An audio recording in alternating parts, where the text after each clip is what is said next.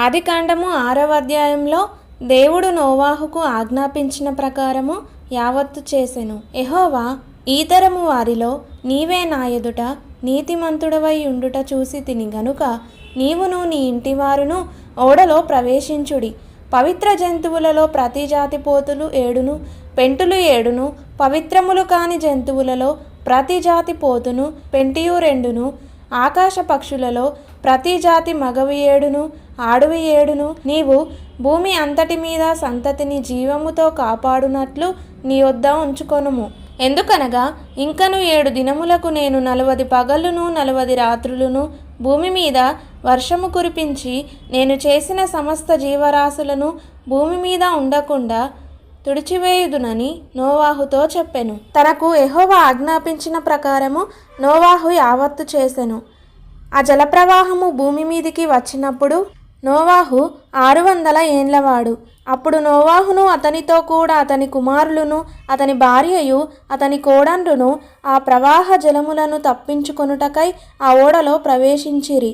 దేవుడు నోవాహునకు ఆజ్ఞాపించిన ప్రకారము పవిత్ర జంతువులలోను అపవిత్ర జంతువులలోను పక్షులలోను నేలను ప్రాకు వాటన్నింటిలోనూ మగది ఆడుది జత జతలుగా ఓడలోనున్న నోవాహు నొద్దకు చేరెను.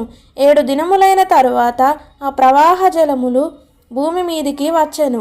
నోవాహు వయస్సు యొక్క 600 సంవత్సరము 2వ నెల 17వ దినమున మహాగాధ జలములు ఊటలన్నీయు ఆ దినమందే వీడబడెను. ఆకాశపు తూములు విప్పబడెను.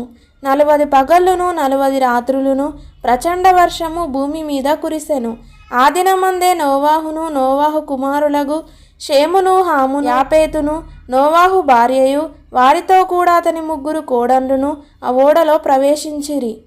వీరే కాదు, ఆయా జాతుల ప్రకారము ప్రతి మృగమును, ఆయా జాతుల ప్రకారము ప్రతి పశువును, ఆయా జాతుల ప్రకారము నేల మీద ప్రాకు ప్రతి పురుగును, ఆయా జాతుల ప్రకారము ప్రతి పక్షియు, నానా విధములైన రెక్కలు గల ప్రతి పిట్టయు ప్రవేశించెను. జీవాత్మ గల సమస్త శరీరులలో రెండేసి ఓడలోనున్న నోవాహు నొద్ద ప్రవేశించెను. ప్రవేశించినవన్నీయు దేవుడు అతనికి ఆజ్ఞాపించిన ప్రకారము సమస్త శరీరులలో మగదియు ఆడుదియు ప్రవేశించెను. అప్పుడు యెహోవా ఓడలో అతన్ని మూసివేసెను. ఆ జలప్రవాహము 40 దినములు భూమి మీద నుండగా జలములు విస్తరించి ఓడను తేలజేసినందున అది భూమి మీద నుండి పైకి లేచెను. జలములు భూమి మీద ప్రచండముగా ప్రబలి మిక్కిలి విస్తరించినప్పుడు ఓడ నీళ్ల మీద నడిచెను. ఆ ప్రచండ జలములు భూమి మీద అత్యధికముగా ప్రబలినందున ఆకాశమంతటి క్రిందనున్న గొప్ప పర్వతములన్నీ మునిగిపోయెను. 15 మూరల ఎత్తున నీళ్లు ప్రచండముగా ప్రబలెను గనుక పర్వతములను మునిగిపోయెను.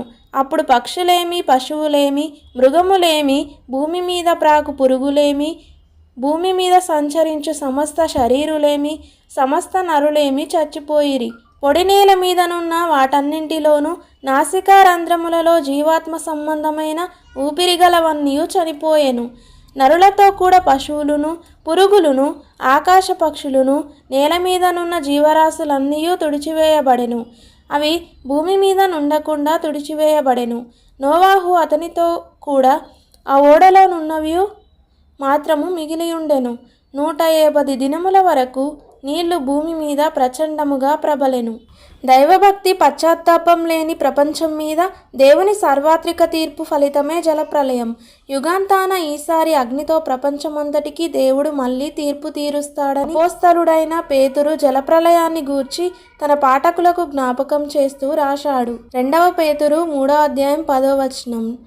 ఆ తీర్పులో దైవభక్తి లేని వారి మీద చరిత్రలోని సాటి లేని విధంగా దేవుడు తన ఉగ్రతను కుమ్మరిస్తాడు. పురాతన కాలంలో దేవుడు నోవాహుతో చెప్పినట్టే ఈనాడు కూడా విశ్వాసులు రక్షణ పొందని వారిని రాబోయే భయంకరమైన రోజును గూర్చి హెచ్చరిస్తూ వారు తమ పాపాలకు పశ్చాత్తాపం చెంది క్రీస్తు ద్వారా దేవుని వైపు తిరిగి రక్షణ పొందమని అవిశ్వాసులకు ఉద్బోధించాలని దేవుడు పిలుస్తున్నాడు. 2 మహా సంక్షోభాలు జలప్రలయాన్ని వేరుపరిచాయి. భూగర్భ మహాజలాశయాలు భూకంపం మూలంగా అకస్మాత్తుగా బద్దలై మహాసముద్రాల్లో ఉవ్వెత్తున ఎగిసిన ఉప్పెన మొదటిది. అదే సమయంలో ఆకాశం నుండి ధారాపాతంగా కురిసిన జలధారలు 40 రోజులు భూమి మీద వర్షించాయి. అలా ఓడ బయట ఉన్న మామూలుగా మీద నివసించే మానవజాతి, జంతుజాలం, సమస్త జీవరాశులు చనిపోయాయి. ఆ ప్రచండ జలములు భూమి మీద అత్యధికముగా ప్రబలినందున ఆకాశమంతటి క్రిందనున్న గొప్ప పర్వతములన్నీ మునిగిపోయెను.